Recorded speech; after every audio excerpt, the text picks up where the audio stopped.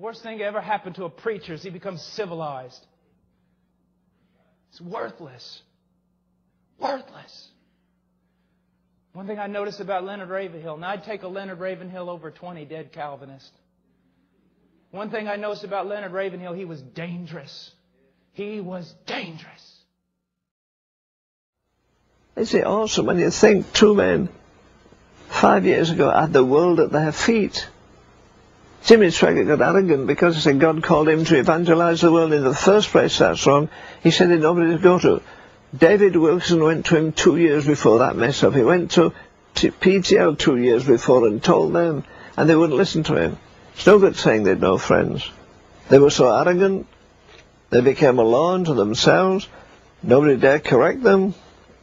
They wouldn't listen to counsel. They got on a crest, as they say in the world, they got on a roll. Swaggart's taking $3 million a week in. I hear he still takes in nearly $1 million a week. But where's the power? The most horrible thing I know that happens in evangelism today, we don't value the human soul.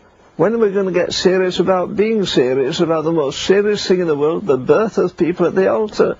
I watched the close of a service in Dallas a few weeks ago. At the end, about 15 people came in 4 minutes. They'd said a prayer and gone away. Well, my reaction to that, brother, was this. I can't get my car through a car wash in 4 minutes. Can they pass from death unto life? Can they put off the old man and put on the new man? As you use the figure, can they get married to Christ in 4 minutes? Of course not. But you know what? Your friends may flatter you. But I'll tell you what, God never flatters anybody. He flattens you, but doesn't flatter us. You say, well, why doesn't he flatter us? Because it says in the, 41st of Isaiah, fear not thou worm Jacob. How do you like that? What about, I wrote to a guy this, as I said, 2 o'clock, 3 o'clock this morning. Lo, he comes with clouds. When he comes, he's going to be terrible in his majesty. Nobody's going to jump on his knee or say, Papa, I've come to see you. Forget it. We're going to fall. I mean, if John fell at his feet as dead, and John used to lay his head on his bosom, what are you and I going to do? But we don't live in that realm. We don't live in a realm of the Spirit. We live in a realm of reason. And we've reasoned, oh, God is a loving God. He doesn't send judgment, but he does, and he's going to do. I used to pick worms up when I was a boy and put them in my sister's hand. Put them in her bed once and sure got into trouble. But you know, after that, when she got exasperated and angry with me, she'd say, you worm. That used to make me so mad. She called me a butterfly, a bit pretty. A worm? A worm has no eyes. I've never found eyes on a worm. I've never found legs on a worm. It has no hands. I can't find its brain. It's the picture of absolute nothingness. And yet God says that creature can go through a mountain, and you're facing mountains of opposition, become a worm. Discard all your ability, throw away all your personality, so to speak. Plead your weakness because He turns it into strength. So what we need to rediscover the value of a human soul. Our people need to be taught what repentance is, what the atonement is, what forgiveness is, what pardon is, what justification is, what the witness of this. They don't know. They want to kneel down and in 5 minutes pass from death to life and become a full-blown Christian. It can't happen. Let me give you one classic from history. There's a book by a man by the name of Savonarola. I can't remember now for the life of me who wrote the book.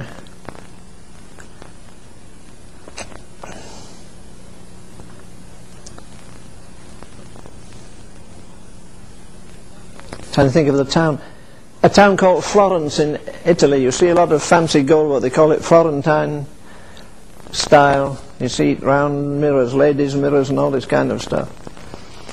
It was a time of the Medicis, one of the cruelest groups of aristocrats that ever ruled in Italy. And this precious monk one day had a revelation of Jesus dying on the cross, and he pledged he wouldn't move out of that city which was governed by a corrupt priesthood. The whole nation, as far as I'm concerned, was just one seething mass of immorality and sin and shamelessness and drunken orgies and all the banquets like the Romans used to have. The papacy threatened him because he was so outspoken. The people loved him. He was outspoken. He put his finger on all the cancers in the nation. He named names. And he so prevailed with God, he said, I will not let you go unless you bless my nation. And despite the scandalously corrupt court and all the other power that the devil had, his headquarters of hell run in that town at that time. And he didn't care about the others. He went to the altar in the cathedral and he lay there for hours every day, sobbing. Nobody could console him. They'd almost have forced him to eat. They'd almost have forced him to drink. But you see, he'd seen a vision of the lostness of men. He'd seen a vision of hell. Yes. He said, if men can live in this corruption, what's it going to be like in eternity forever and ever? When they can't go to their palaces and their mansions and boast about their wealth and their jewels and all the rest of it. The devil has cheated them. They're caught in a trap. And he lay there before that altar day after. I read that this week. I'd read the life of Savonarola. There's a classic life, and I can't remember who wrote it. But this was a new light I got on it. He said he went to that altar day by day and spent hours. Didn't care about people, tourists that came in, or priests that came in, or who came in. If the Pope came in, he wouldn't move. And he would just lay there prostrate on his face, groaning and weeping and crying. As Rachel cried, give me children or I die. As John Knox, when he was a famous man in Scotland, cried, give me Scotland or I die. And so Mary Queen of Scots said, I would rather hear an army was marching on the town than hear that John Knox was praying. She was terrified of the prayers of one man, a queen. Dear God, we don't shake thrones.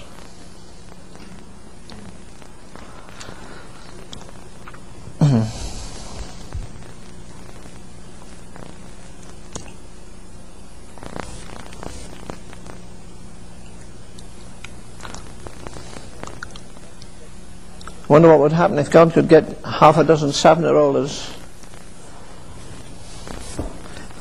in Tyler, or even in Dallas. Oh, you say that was early. Yes, that was 1452. Times have changed. Are you telling me sin has changed? Adultery then isn't adultery now the same as adultery then? Lying the same as the lying they had? Cheating, war, blood, rape? I'm sick to death of all the apologies people make as though God's broken down. As though Jesus still has to go to a cross or go somewhere and get the ultimate triumph over the devil. What we have to do is, I hear people saying, Lord, defeat the devil. He defeated him 2,000 years ago. Right. What we have to do is to learn how to enter into his triumph. Yes. And take some of these areas and go on record before the holy God. Don't lie, for God's sake don't lie. May strike you down. And say, Lord, I would rather die than see my generation go to hell. I'd rather fast a day or 2 days a week to see God's I'm going to pray for Tyler, you pray for what you like. I want to see God raise a holy work there that people will come 100 miles to see the mighty power of God and go out breathless. Yes. Yes. And no begging and whining and to get people to an altar either. Yes. Most of the altar calls are to satisfy the preacher, make him feel he's done good. Well, I don't have to satisfy anybody except God. I'm not going to try.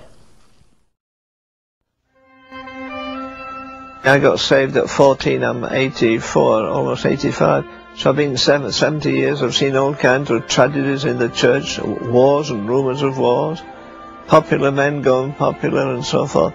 But keep looking unto Jesus and reading the Word and remembering these old paths that my daddy used to talk about so much. And all the other looks like trivia.